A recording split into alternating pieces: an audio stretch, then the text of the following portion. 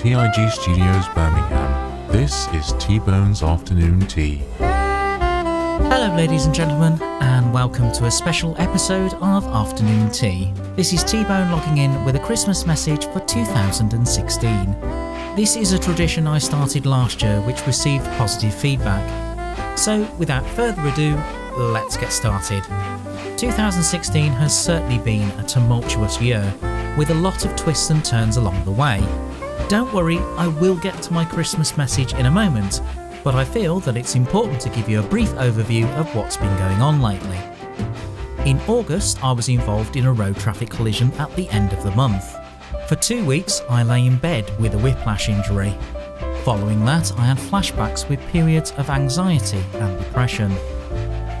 While everyone walked away from the collision, there were images from the incident that haunted me. For the first time in my life, I decided that enough was enough. I went to see my doctor, who was very understanding. I was prescribed with antidepressants, which I'm still taking to this day. With the help of mental health professionals and their support, I am well on the way to recovery. The fact is, I've been dealing with anxiety and depression without any medical support for nearly 20 years. Mainly due to the stigma of having a mental illness. However, this isn't really the case anymore.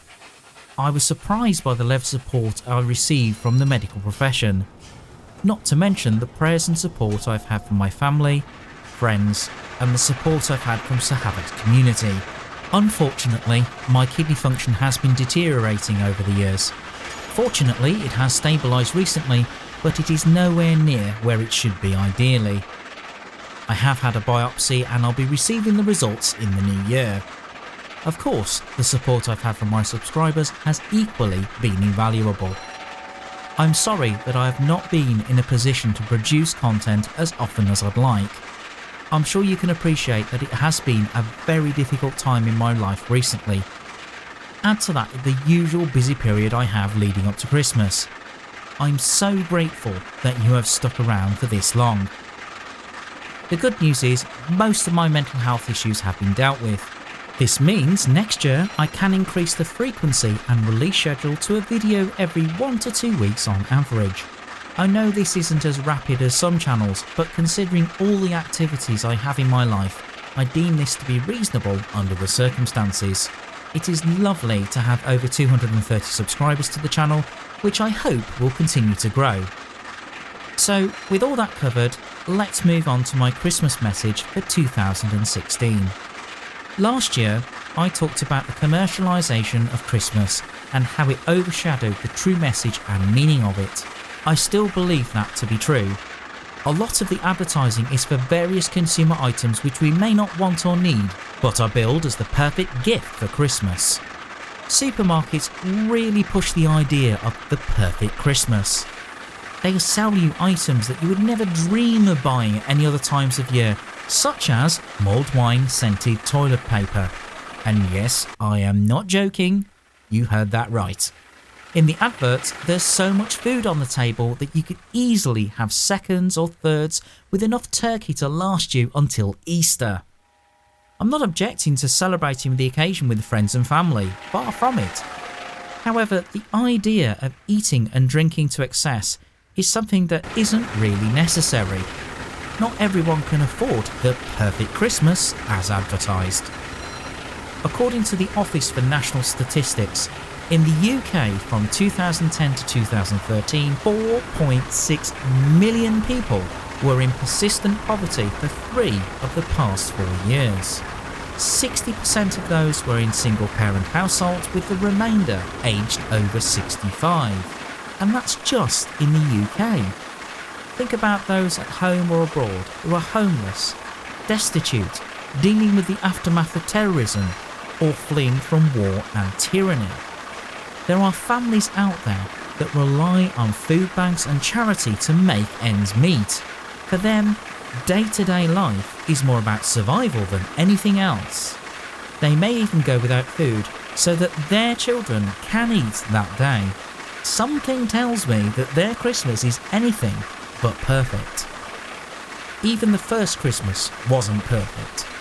heavily pregnant Mary and Joseph had to make a long journey as a census was being carried out.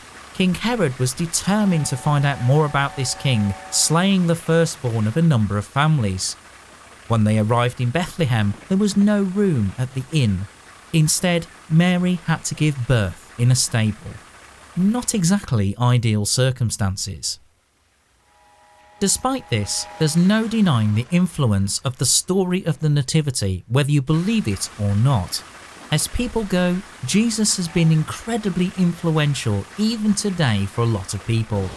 There's an advert on YouTube that's doing the rounds at the moment stating that Christmas starts with Christ, and yet some of the festivities, traditions and celebrations that we have seem to be removed from that. The idea of eating and drinking to excess with the excuse of, what the hell, it's Christmas, is used all too often. Not to mention the gifts given either leave a massive debt to pay in the new year or leave the recipient trying to fake a smile. Add to that those that are more interested in what they receive rather than what they give. It's not hard to see why there are aspects of the season that don't really seem to fit with the message and meaning of Christmas. Especially the chap dressed in a red suit that travels by one-horse open sleigh every year. I'm of course talking about Santa Claus. While the message of giving is there, especially in movies like The Miracle on 34th Street as an example, it is another aspect of the over-commercialisation and the misappropriation of who this character is supposed to be. The secular idea of Santa delivering toys to all the good girls and boys is one that came out in 19th century America. As for the outfit and the way Santa looks, this is something designed by the Coca-Cola company back in 1931. And yet this figure is someone that has dominated St. Nicholas, which is where the real story originates. This is something I'll get to in a moment, but let's deal with the injustice that can happen first. Remember the figures I gave you about families living in poverty and so on? Imagine a family who are just about managing to keep a roof over their head and food on the table. Their son wants the latest games console for Christmas, which neither parents can afford. However, their son believes in Santa Claus. He believes that if he is a good boy, he will receive what he wants. Imagine his disappointment on Christmas Day when he opens his gift to find out it isn't what he wants. Add to the equation a school bully who picks on him all the time. Imagine how this child would feel if the bully gets the latest console. What kind of message is this really sending to our children? When you actually do some research and look into the background of St. Nicholas, you find, as one priest put it, the first case of identity fraud. The fact is, St. Nicholas lived a Christ-like life. He helped those who were sick and needy.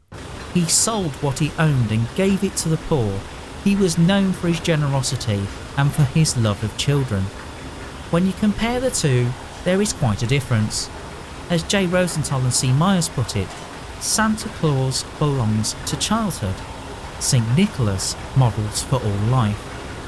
Santa Claus, as we know him, developed to boost Christmas sales, the commercial Christmas message. St. Nicholas told the story of Christ and peace, goodwill toward all, the hope-filled Christmas message. Santa Claus encourages consumption. St. Nicholas encourages compassion. Santa Claus appears each year to be seen and heard for a short time. St. Nicholas is part of the communion of saints, surrounding us with prayer and example. Santa Claus flies through the air from the North Pole. St. Nicholas walked the earth, caring for those in need. Santa Claus for some replaces the Babe of Bethlehem. St. Nicholas for all points to the Babe of Bethlehem. Santa Claus isn't bad, it's just St. Nicholas. He's just better. The contrast between the two couldn't be more apparent. I'm not for a moment taking away the spirit and wonder that children experience when Christmas is upon us. However, perhaps some integrity is required here in explaining things to our children, making them appreciate whatever gifts they receive. The thing is, St. Nicholas gave in secret, was alert to others' needs, expecting nothing in return. Right, so what about your children? What do you teach them? Well, I'm not a father, but if I ever became one, I'd like to lead by example. I would teach them the true value and meaning of Christmas, which I believe is important. St. Nicholas's example inspires acts of charity and generosity, which is something I would like to inspire in my own children should I become a parent. The reasons we give gifts at Christmas is twofold. The wise men gave gifts of gold, frankincense and myrrh. As for St. Nicholas, his love of children is well known. His image changed in the 11th and 12th centuries to a compassionate children's friend, giving gifts on St. Nicholas Day. This is a Dutch tradition that has continued to change and adapt over the centuries. As a Christian, I do give what I can afford, but gift giving is something that happens all year round. Not just monetarily, but I give my time, love, compassion, friendship and talents which don't really cost me anything. I know I'm probably going to receive some criticism and hate in the comments for saying these things, probably along the lines of being hypocritical, not liking Christmas at all, as well as being a killjoy and a party pooper. The fact of the matter is, none of that is the case. For me, Christmas is Christ-centric. It is about the birth of a saviour. It is time to celebrate and rejoice. I will give what I can selflessly.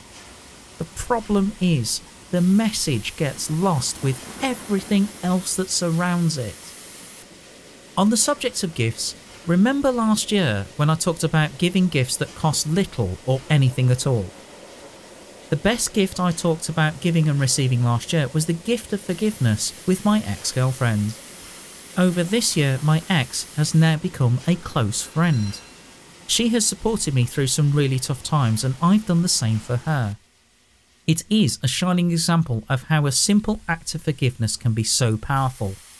While it may lead to some emotional cost of some sort, it doesn't cost you a penny. A great example of selfless giving is at work. Unwrapped presents that colleagues have donated will go to children living in poverty who otherwise wouldn't receive anything for Christmas. Okay, Tbone, You might say. I bet you're well stocked up with food, drink and haven't given any consideration for others at all. I bet you bought gifts in order to receive in return. Actually, that isn't the case at all. In fact, I've put my talents to good use lately. As you know, I'm a musician and a member of Jazz Church. Recently, we played at a church raising money for a charitable cause for families in Kosovo who are in need. While I have bought a couple of gifts, I haven't gone beyond my means and don't expect anything in return. As for food and drink, while I will eat and drink on Christmas Day, it certainly will be within moderation and not to excess. Even on my birthday, I didn't expect any cards or presents at all. All I wanted was for people to attend and celebrate together. From my introduction, I gave details of some difficult things that have happened in my life. While the help and support of people around me was of great benefit, people praying for me collectively and my faith was a great source of comfort, which I believe paid dividends. None of which would be possible if you took Christ out of Christmas. Believing in the birth of a saviour who lived, died and was resurrected is a fundamental part of the Christian faith. Without it, there wouldn't be a Christian faith. At its heart are the ideas of darkness being conquered by a light, fear being defeated by hope, hate overcome by love, selfishness replaced by selflessness. I understand if Christmas for you is just a family gathering, a time to celebrate and not centred on Christ. I understand that there are people out there with different beliefs. I understand that there are parents out there who teach their children to believe in Santa Claus. I understand that there are those who will eat and drink to excess. I am not saying it's wrong to do that or judging you for it either. I'm just asking you to pause for thought for one moment and think about what Christmas is really all about. Spare a thought for those who are less fortunate than yourselves. Think about what you could do as a selfless act of giving or to help those in need. As for those who you can't help directly, perhaps consider praying for them. Not only may you find it a source of comfort, but if it does benefit those who you prayed for, all it cost you is a little time and effort on your part. That just about brings this episode to a close. May I wish you all a Merry Christmas and a Happy New Year. Until next time, take care and God bless you all. This is Tbone logging off.